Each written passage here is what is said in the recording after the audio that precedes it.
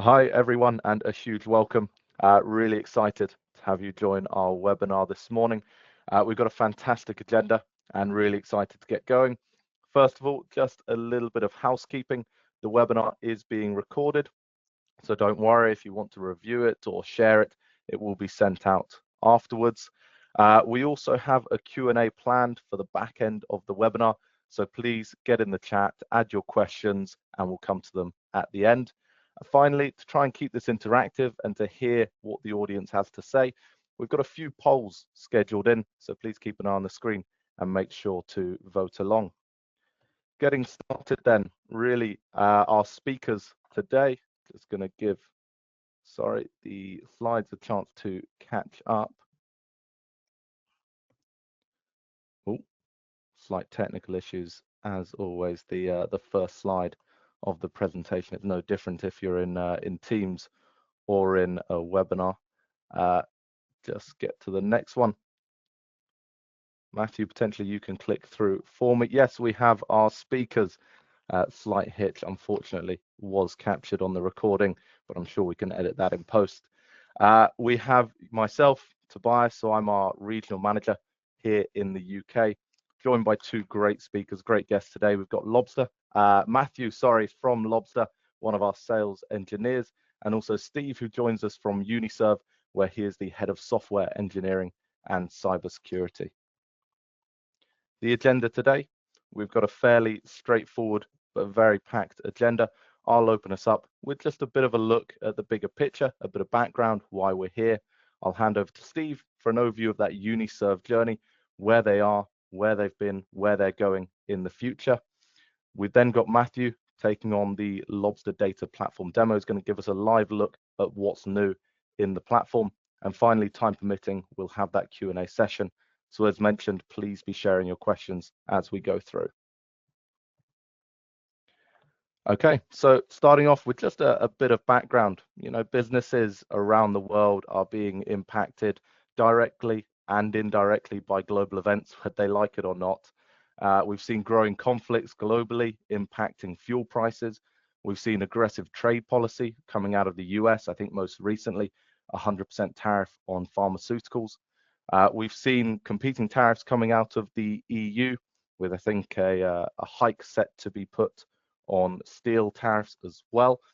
We've seen increasing regulatory pressures with ESG and e-invoicing, and all of this coupled with the new wave of AI technology means that we've got a very unpredictable, very volatile market on our hands. If we then look at leading this in with the internal complexity and take AI as an example, we've got some fantastic new technology coming out, but more so than ever, it's visible that the output is only ever as good as the impact. The AI tools that we're using still require a strong data foundation to get any meaningful results. And this actually leads us into our first poll of the day, which is all about those data bottlenecks. What is the biggest bottleneck in your supply chain today? I'm just going to go ahead, share the poll. So please vote along with your preference. Overnight. Okay, I think that's most people. So look, let me end and share the results here. You can see a real mixed bag. We've got multiple core systems coming in up the top, but really very close between that, the lack of transparency and low data quality, which is all things we saw on the previous slide. If we now look at what this means for the supply chain, it's very obvious. All of those external factors, all of those internal problems are always visible in the supply chain. Every step you can see there, often requiring work with multiple partners, multiple systems, each with their own specific data requirements. And that actually leads us nicely into the Lobster Data Platform. So if I move over quickly now, the Lobster Data Platform, for those of you who are familiar, you might know Lobster as an integration tool. That's where we started our journey, all around integration, middleware, being that end-to-end transformation piece. We've since developed, really honing in on the supply chain, aiming to be that singular tool for all your supply chain needs, adding in, the integration, but also combining it with orchestration modules, allowing you to take full control, full visibility of your supply chain. I'm now going to hand over to Steve. As mentioned, Steve comes to us from Uniserve, where they have started their journey with Lobster, and he'll be talking us through where they were, where they've got to now, and where they're aiming to go in the future. So, big round of applause, or virtually at least, as Steve. Thank you for coming, and over to you.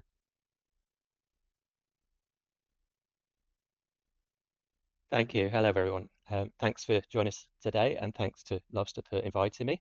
I'm Steve Gray, Head of Software Engineering and Cybersecurity at Uniserve, and I'm delighted to share how we've been transforming our warehouse integration approach, and we've been using that Lobster platform to do that. I'm going to take about 10 minutes, and I'll walk you through our journey from where we were really constantly fighting um, to having a streamlined and self-healing system that actually processes around 9,000 integrations daily, and it's remarkably reliable.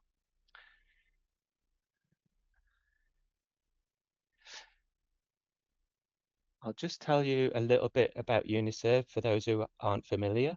We're a leading international logistics and supply chain solutions provider, part of the GB Global Group. We operate across the UK, in Europe and Asia, and we offer comprehensive services including warehousing and distribution. We have a flagship Felixstowe Mega Distribution Centre, and it's a particular point of pride. And we also cover ocean, air, and road freight through our UniOcean and UniAir divisions. We also provide supply chain technology through our One World GTM platform and the specialist services like temperature-controlled logistics via CFast.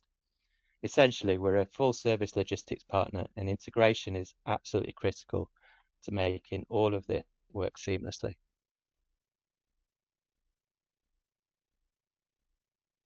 So let me talk you through how we built these standardized warehouse system integrations and why they matter so much to our operation, and how they've completely transformed our ability to onboard customers quickly whilst reducing complexity across the board. This is really at the heart of what we've achieved with Lobster. This is what we're talking about, our Felixstowe Mega Distribution Centre. You're looking at thousands of SKUs, multiple picking zones, a constant flow of goods in and out. Every pallet you see here represents data that needs to flow seamlessly between customer systems and our warehouse operations. When integration breaks down, this entire operation slows to a crawl. Get it right, though, and it all moves like clockwork. And that's what we've achieved here with Lobster.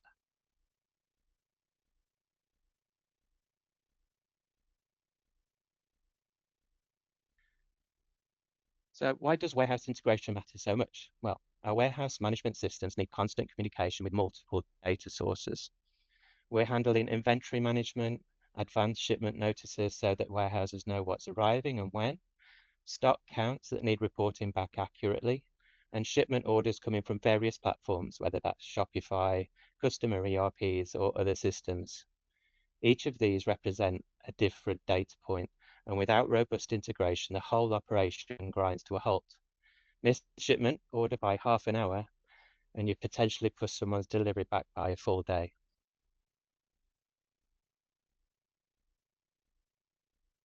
So I'm going to paint you a picture now of where we were about 2 years ago. We were using an in-house built middleware, which was frankly quite brittle. The processing times ranged from 15 to 30 minutes, which sounds manageable until you consider warehouse cutoff times. If a Shopify order came in 5 minutes before our 3 o'clock cutoff and took 30 minutes to process, that's pushing into next day's delivery, and that wasn't acceptable. Onboarding new customers was taking weeks, sometimes months, because we lacked standardized integration guides. And honestly, we are constantly firefighting with lots of manual fixes happening behind the scenes. It looks smooth on the surface, but underneath we're paddling furiously just to stay afloat. What did we need? Well, we needed something fundamentally different. We needed real-time processing. That was essential. Not 30 minutes, but seconds. We needed rock-solid reliability because every failed integration is a potential customer service issue. Quick customer onboarding was crucial because our clients often want to go live within a week or two, not months, and we needed a standardized, scalable approach, something we could replicate across customers without reinventing the wheel each time.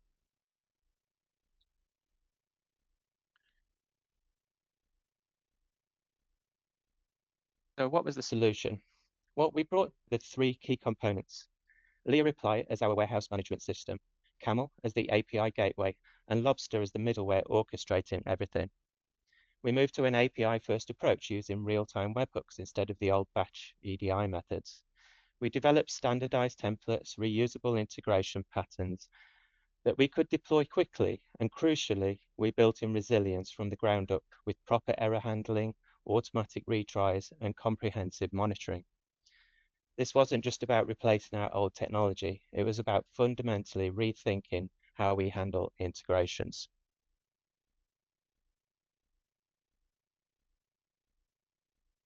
So what were the results? Well, the transformation has been genuinely remarkable. We've gone from that 15 to 30-minute processing time down to 5 to 10 seconds. A Shopify order now appears in the warehouse within seconds of being placed. Customer onboarding has dropped from weeks to under a week for a standard integration. And perhaps most impressively, we've achieved what we call self-healing integrations. Many of the validations we perform now automatically feed back to customers if they're missing critical data like weights or dimensions. Today, we're processing over 9,000 integrations every day with a 99.99% success rate. Last week, we just had 11 errors across 63,000 transactions, and most of those were self-corrected through automating feedback to customers.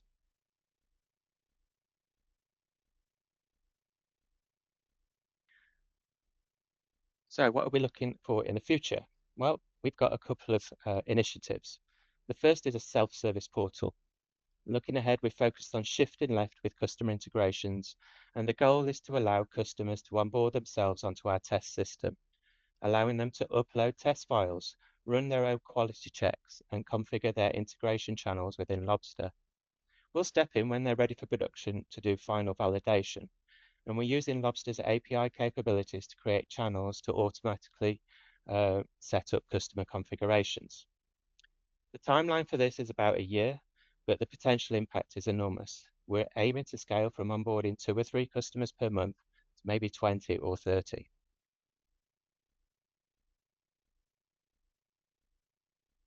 Secondly, we're looking at oh, sorry, did I go too far? Just go back. Thank you. Secondly, we're looking at a manual integration portal. So this is a major development where we actually saw this demonstrated at the Munich event earlier this year. Not every customer is ready for a full API integration. Some are smaller operations and they just prefer a more hands-on approach. But then we're creating a portal where they can upload advanced shipment notices, item masters, and shipment orders via Excel or CSV files. They'll get real-time validation and feedback, and critically, this removes our operational teams from the manual file handling process. It's about meeting customers where they are while still maintaining the integrity and efficiency of our systems. So that brings us to the end of my section. Hopefully that gives you a clear picture of how we've used Lobster to transform our warehouse integrations from brittle and slow to fast and reliable, and increasingly towards a self-service model. Happy to take questions at the end. Thank you very much. I'll now hand you back to Tobias, who I believe has another poll. Yeah, love to see a round of applause in the chat. I can see some coming in. Steve, that was absolutely fantastic to see. It's been great to watch the Uniserve journey, and really very excited to see how far you'll go with Lobster.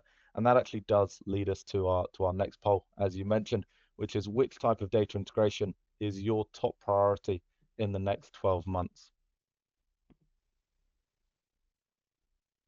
Okay. Once again, a very, very tight competition across the board. ERP systems, supplier and vendor platforms, and customer-facing systems all coming in tied at the top. WMS and TMS not far behind though.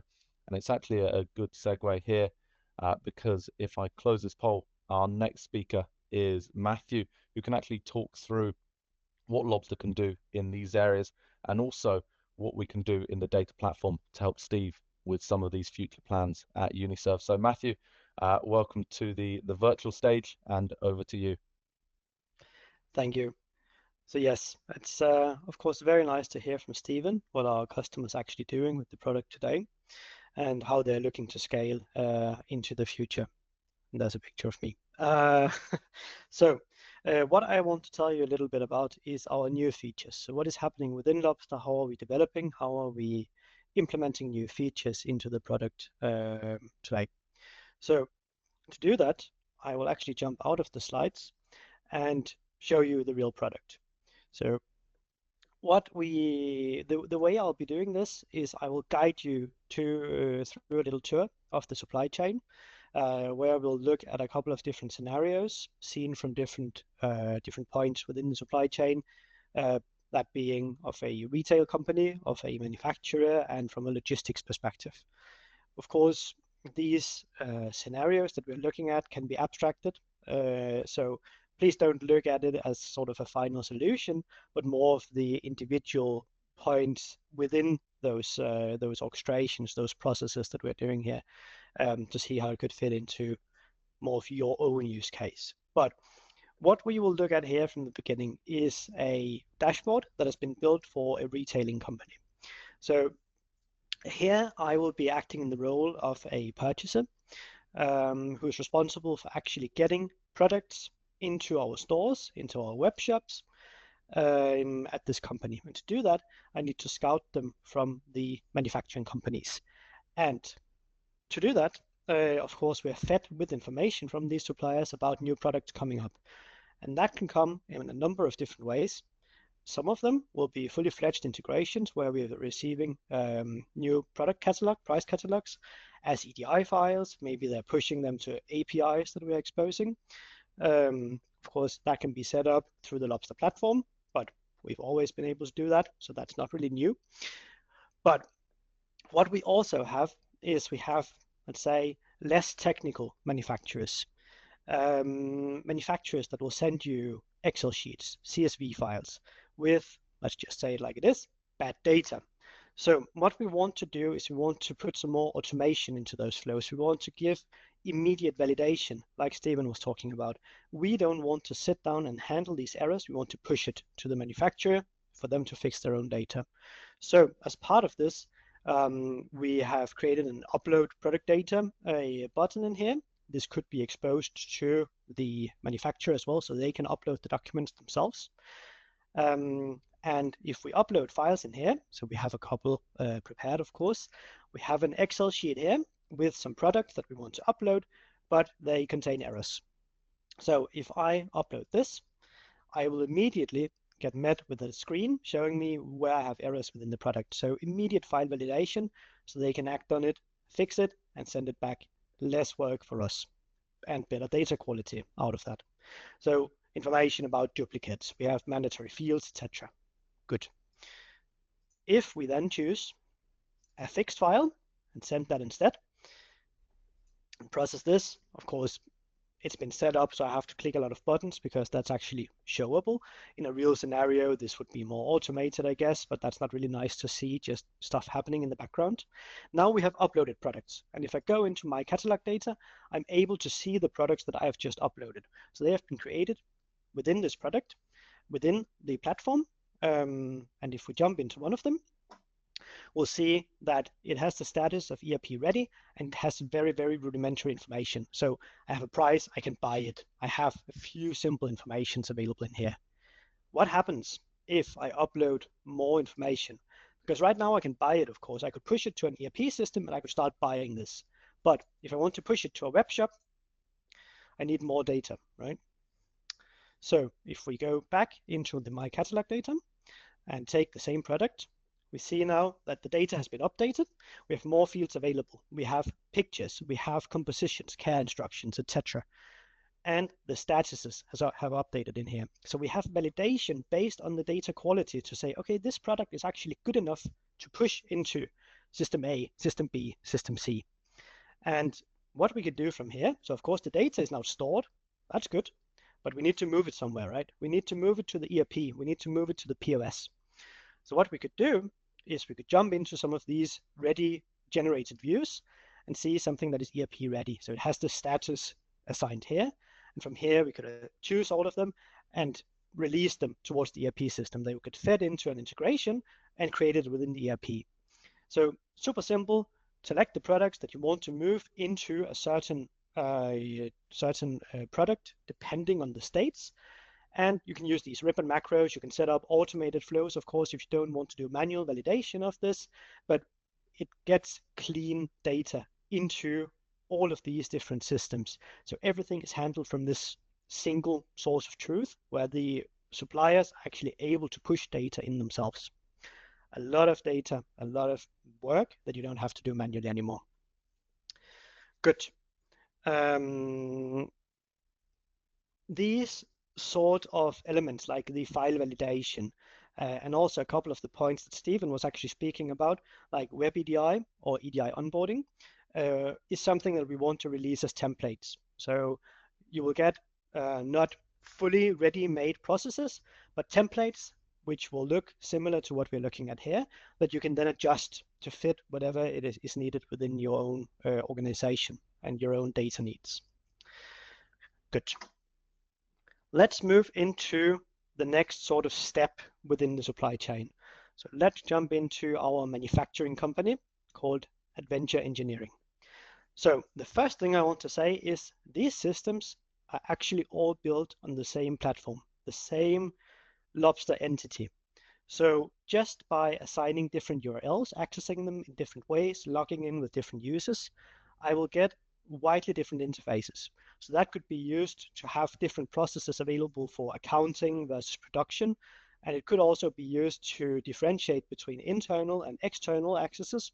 So you can actually expose sort of platform applications for your trading partners, for your customers, which are all created in the spirit and the designs of your own company. So everything in here is customizable, so we can make it look like part of your identity. But let's look at some of the more technical parts in here. So within the manufacturing, we have a lot of logistics, of course. So whenever I need to manufacture something, I need to have the raw material available to be able to do that. And that is handled with EDI, like most stuff in the supply chain. So if we jump into the inbound logistics and the orders, we'll be able to see the full order overview of what we have ordered from different suppliers. So we'll have a list of all of our orders. I guess you can do this in other places as well. But what is nice about this is that we are able to pull in the full order flows from different systems, essentially. So if you have different EDI platforms today, you maybe have specific networks, SAP Ariba or similar, and you have somewhere you're exchanging direct EDI flows. Maybe you even want to put some of the API connectivity through the same platform here to have a unified overview of all of your orders going through. That's possible in here because we are agnostic to the protocols and the sort of data that's going through. Unified into this platform, we can see all of the orders and we can see all of the documents that are coming back related to this order. So when we get an order confirmation, we can see what has been confirmed in here. If we get an ASN, if we get a shipment, we get tracking information, we can attach that into the same view to get one full unified overview. If we jump into one of these orders, hopefully this one is good, it's just the first and the best, we can see information about the order, of course. So we can see what we have ordered. We can see confirmations on each individual line. We can see when they have been confirmed for, so we can spot partially confirmed things. We can set up delayed. We can even set up rules. So anything that is delayed will send back a notification either to the supplier. It could send it out to an end customer if we are in a sort of dropship scenario, for example. We can essentially implement any sort of logic within these views. So you are able to adjust that again to the way your organization needs to work. What is important for your people to know? Set up the rules and make notifications. Do you want to see only confirmations which are a certain quantity away from the ordered one? So you're actually accepting overall under 10%. Fine, set that logic up. It's not partial anymore. If it's more, send out a notification. It's super flexible that way.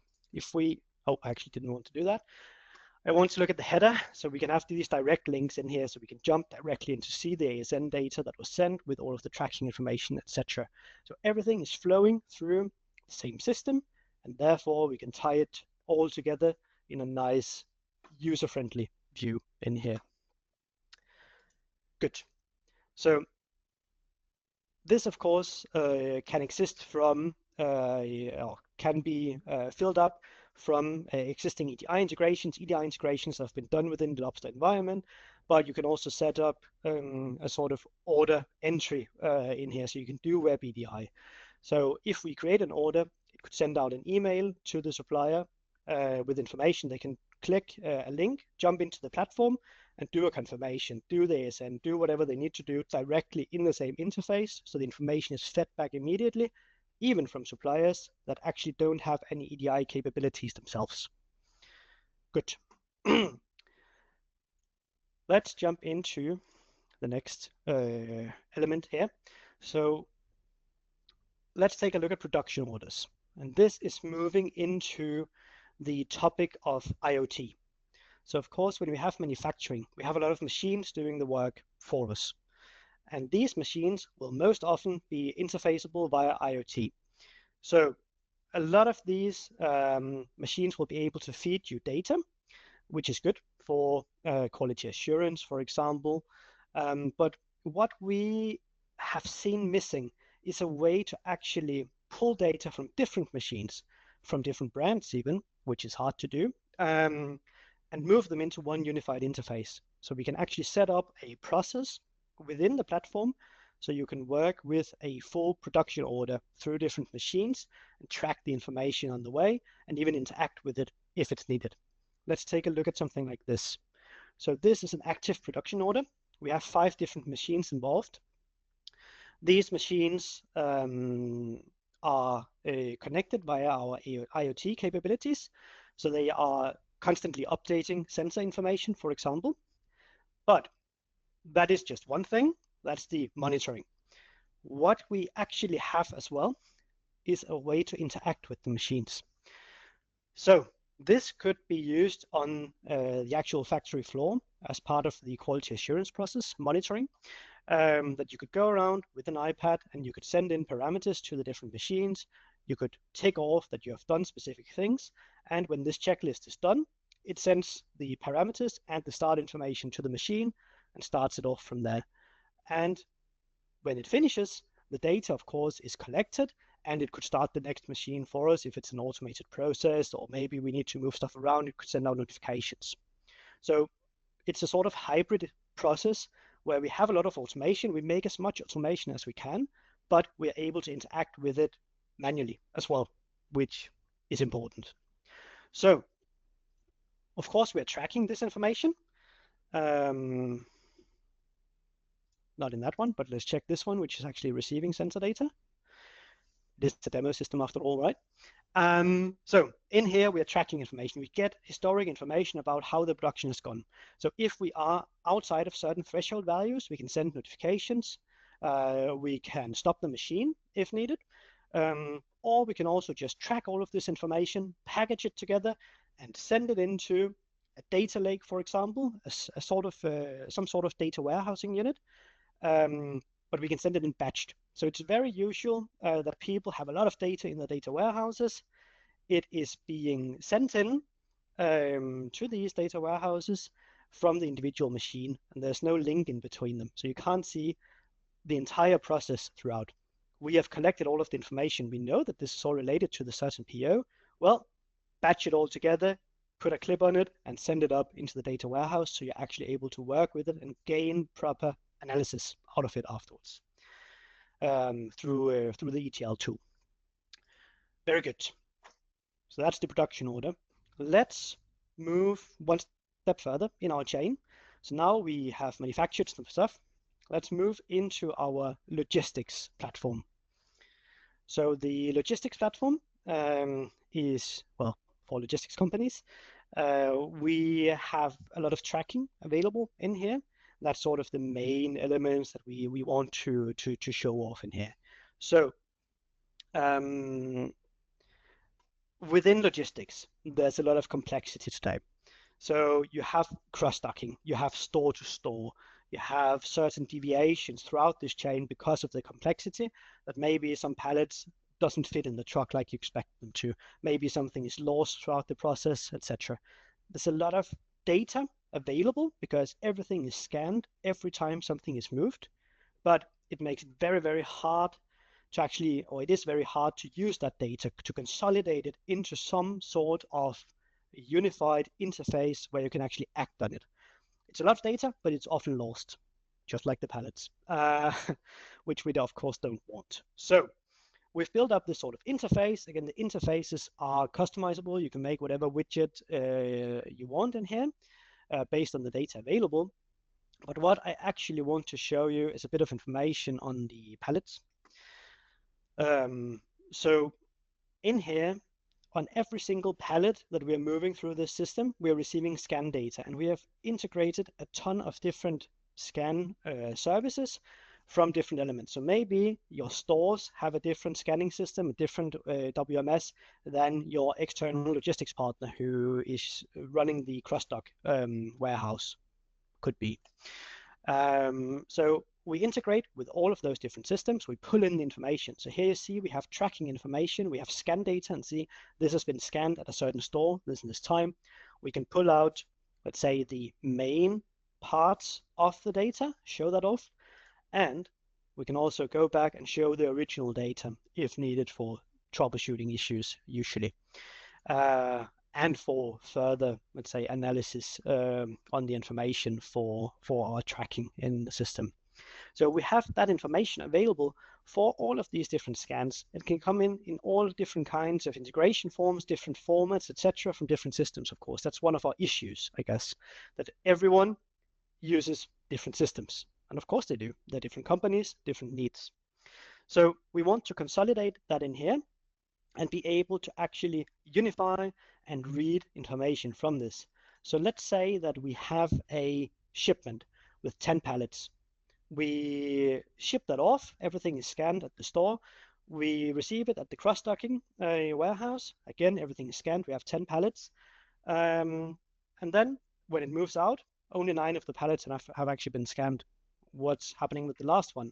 Well, it hasn't been moved, of course, that's obvious, but we can set up notifications to say if the status of all of the connected pallets within the same shipment has been moved, but this one hasn't for X days, 3 days, 5 days, whatever we want to, then we can make notifications about this. So we can actually go out and say this is lost and try to be a bit proactive in the approach. So instead of someone having to report missing wares, we can go out and see, okay, this is stuck somewhere, call the warehouse, what is happening, and start the troubleshooting process earlier than we would be able to otherwise.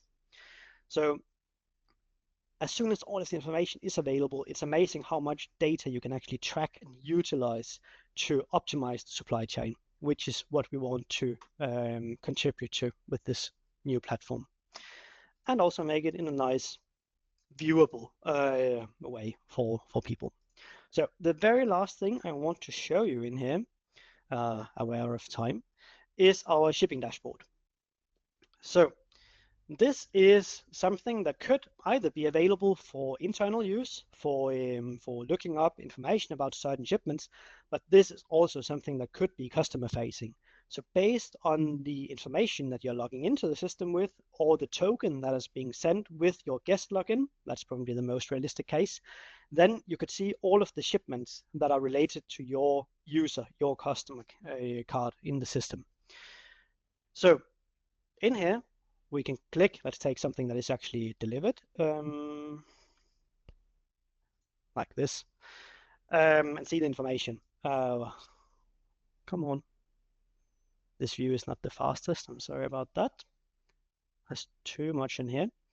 So what we can have in here is a sort of interface showing off all of the information that we have received throughout the process. So we have information about this transport order. Where is it coming from? Where is it going to? If possible, we might even have GPS tracking on the way. So I don't think that's integrated on this package. Maybe it's on one of the other ones. Let's try to see it load takes a second for some reason today. But then it would highlight the route essentially on the map. Where's this data coming from? That can be integrated. You can see the route based on the scans that we have seen before. And we can also work with different ESG partners, etc., to actually integrate CO2 balance, etc., within the platform. Upload proof of delivery. So essentially build a fully functional customer portal where people can easily access information about the shipments in a nice way. Because simple tracking, just saying, yeah, the package will be there tomorrow, and then send an email tomorrow when it has been delivered, is not really enough for everyone anymore. It is nice, definitely, but it is also just expected. It's not additional value. People want to track everything real time. We all know that, right? So that's what we want to try to deliver. We have the data available, so why not try to push it to someone who will appreciate what the data can deliver for them. I think that's enough for me, at least with the time we have. So I think we'll hand it back to Tobias, who has another poll, I think, and then we can move to the Q&A at the end. Fantastic. Thank you, Matthew. Yes, round of applause, please. Great to see Lobster live in action, and nice to see a live demo actually. Stay relatively on track. As Matthew said, we have our next poll, which is what's the next integration initiative that would accelerate your supply chain digital transformation? After this, we'll go into the Q&A, but for now, a chance for me to ask one last question. Okay, let's call it there. So we have a clear winner this time, votes across the board, but AI-driven analytics, we mentioned at the top of the call. AI is a huge force that's come in recently, new wave of technologies available, and it's visible in every industry, no more so than the supply chain. So really interesting. But that now takes us to our Q&A. We have 5 minutes left, so a chance for one or two questions, I'm sure. I can see some in the chat, so let me get to those in a second. Firstly, another thank you to Matthew and Steve, but now I'm going to put you on the spot with a couple of questions. We have one here from Graham. This one's for you, Matthew. Around, are there plans to expand the platform's pre-built connectors or accelerators for industry-specific use cases, such as telecoms, utilities, or financial services? Helps. So I'll try to give a short answer. So we currently have a very strong focus on the supply chain. So as such, most pre-built connectors coming out in the next in the following period here will probably be mostly supply chain tailored. But of course, if we see any needs within these certain industries, we are more than happy to make ready-made connectors to any of them. Of course, a lot of systems will be integratable with the sort of standard protocols that are available in here. And as you might be aware, we have these business connectors as well, which can allow you to integrate with, a lot of different systems. I can send you a link later to what is available. But of course, if we see a need or hear any requests for connectors that are not currently supported by the platform, we are more than happy to explore how that could be integrated as part of the product. We have an open roadmap essentially for the product available, where you can suggest features for our development and also see what is currently on track for the next sprints, which I can also send. Fantastic. Thank you, Matthew. Steve, I know you've been fairly active in answering people's questions already, but I think maybe useful for those who haven't been keeping an eye. We've had some great questions. I'd love to hear your answer directly. One of those is, what lessons did Uniserve learn during implementation that could actually help other organizations embarking on a similar digital transformation journey? Yeah, that is a great question. So I think the first thing we had to do is determine a clear list of what the issues were with the older system. We knew it was about how long it was taking to onboard customers, that we knew there was delays in the middleware, and it was, you know, the extra support that we were having to do behind the scenes. So I think getting those up front and then creating use cases for us to determine how we tackle each of those points. I think the second thing we did was standardize our profiles. So we had templates to onboard customers and gave them integration guides, which were standardized and explained everything in clear language. So we could do the mappings, and quite often that meant the customers wanted to do the mappings themselves, which was great because they could then integrate with us and handle their system ERPs and things like that. And I guess the third thing was the error handling and the validation.